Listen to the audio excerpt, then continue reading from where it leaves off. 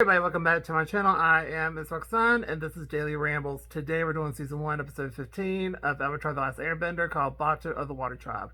So we started the episode where Aang founds a Water Tribe weapon, so they try to find more, and then Sokka sees like, basically what transpired is what the Water Tribe ambushed the Fire Nation, and it went all the way down to the beach, and that's when they kind of lost trail, but then Katara spotted the boat.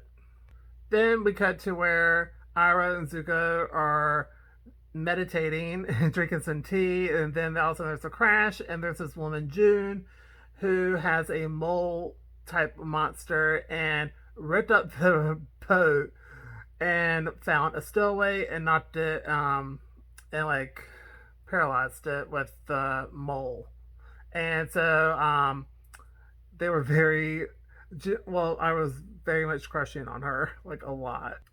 Then we have a flashback of where Sokka is has like a flashback because he wants to join his dad and sees them off, and then we have a present day where Bato comes out and greets them, and Aang already kind of feels a little bit left out just because at first he's like, "Hi, I'm Aang," and there's just a closeness between Bato, Katara, and Sokka because like they know each other for like a long time, and so Aang was just starting to feel left out a little bit. And we found Bato was staying at an abbey with some nuns, and the nuns were very nice as well. And then Bato and Katara and so were kind of cutting off Aang when he was trying to ask like some questions and stuff like that, and just make him feel a little left out. And also the nuns are creating these all these fragrances and stuff like that. And then we go to where Bato was staying, and it was just like their tent up in the down in the South Pole.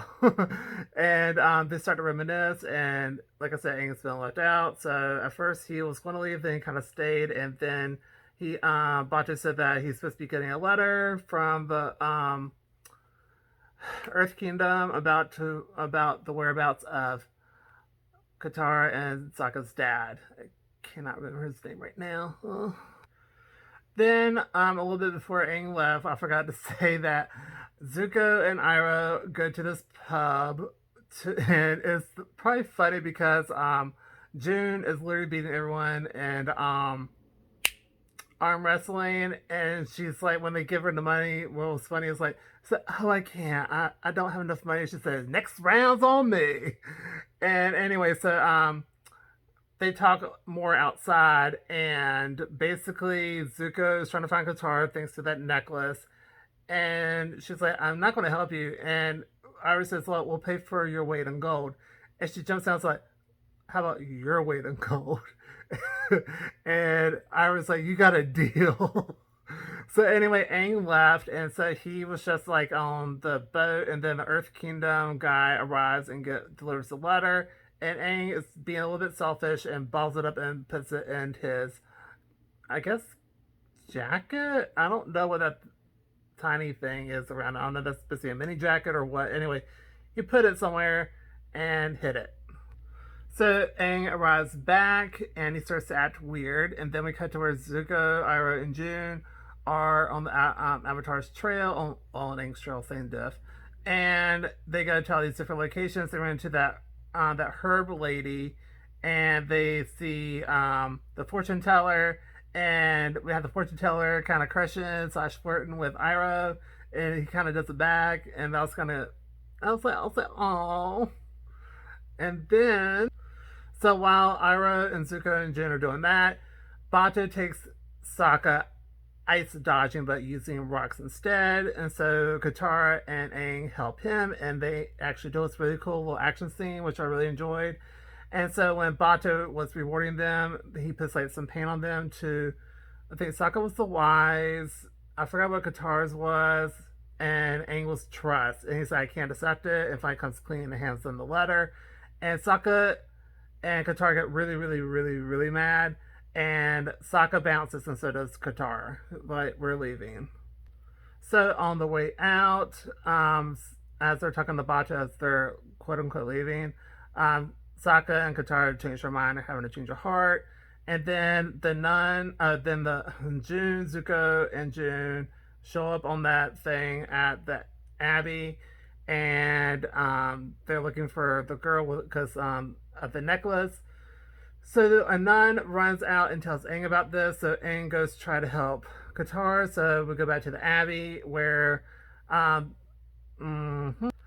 so Zuko found Katara and Sokka and literally incapacitates them, paralyzes them, and puts them back at the Abbey. And then then the monster found another scent on it, and it was Aang's, and Aang was circling and knocked them over. And then you have a really cool action scene that's happening between everybody. Even Appa got involved. He did really good too against the bull thing, and but he did get incapacitated. And they have the fight scenes between Zuko and Aang, which was really good because Aang is getting a lot better at trying to do stuff.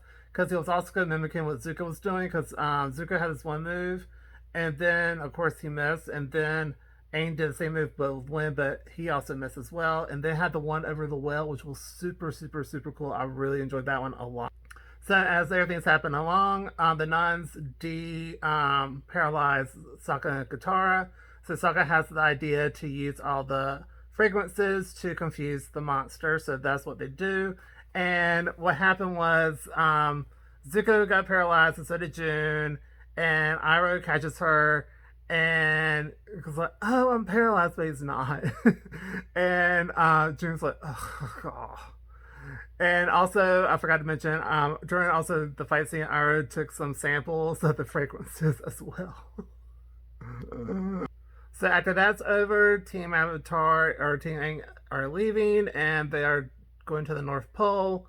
And then Aang's like, "I'm so sorry about what I did, but I wish I could make it up to you. I wish I could give you something that reminds you of home."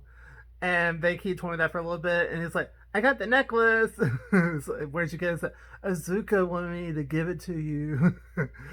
And it was just a big funny moment that was in the episode. It was a really good episode. I give it A+ because we get to see Aang being a little bit selfish and stuff, which is a new side to him, and how he feels bad about it and eventually does come clean, and how he's getting progressively better at fighting people. So I thought that was really good as well because he's still, a kid, but he's starting to get like a lot better. So it's nice to see like the improvement and stuff. And it was nice seeing Sokka's flashbacks; those were really good as well. And I thought it was very emotional especially when the second one where he tries to leave with his dad, and that was just like a really touching moment. I really like that one a lot. So anyway, really good episode. Really enjoyed it, and that's one to do for this video. So this video, please go to like, comment down below, tell what you think. Do you agree, disagree? Tell your thoughts down below, and don't forget to subscribe because it does help out the channel a lot. And I'll see y'all in the next video. Bye, everybody.